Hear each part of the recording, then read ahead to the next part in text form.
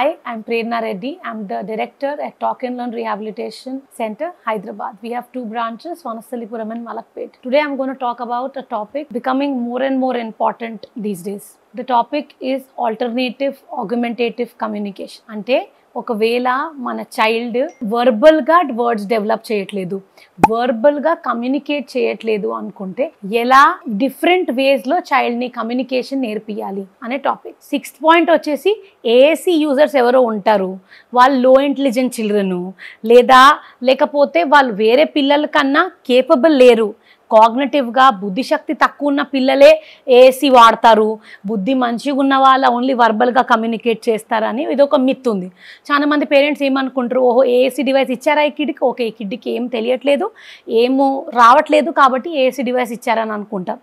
And అందుకన్నా భయపడి ఏఏసి డివైసెస్ని opt కూడా చేయరు చాలామంది పేరెంట్స్ మా దగ్గర థెరపీకి వచ్చినప్పుడు. So I always tell them ఇది కాదు, నేను మోటార్ ప్లాన్ చేసుకోలేకపోవడం వల్ల నేను కమ్యూనికేట్ చేయడం లేదు అండ్ నేను నా వర్బల్ స్పీచ్ వాడడం లేదు కాబట్టి నాకు ఒక ఏసీ డివైస్ ఒక వే, ఒక దారి నేను నా వరల్డ్తో కమ్యూనికేట్ చేయడానికి.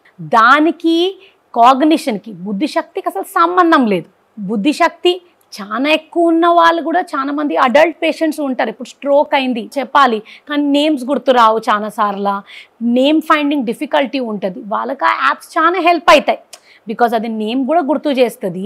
అట్ ద సేమ్ టైం వాళ్ళకు ఒక హెల్ప్ అవుతుంది, కమ్యూనికేట్ ఫ్రీగా చేసేయగలుగుతారు. పిల్లల్లో కూడా అలా వాళ్ళు సెంటెన్స్ స్ట్రక్చర్ ఫామ్ చేయలేకపోతారు. చాలామంది ఆటిస్టిక్ పిల్లలకి స్ట్రక్చర్ వర్డ్స్ తెలుసు కానీ సెంటెన్స్ స్ట్రక్చర్ ఫార్మేషన్ అనేది వాళ్ళు చేయలేకపోతారు.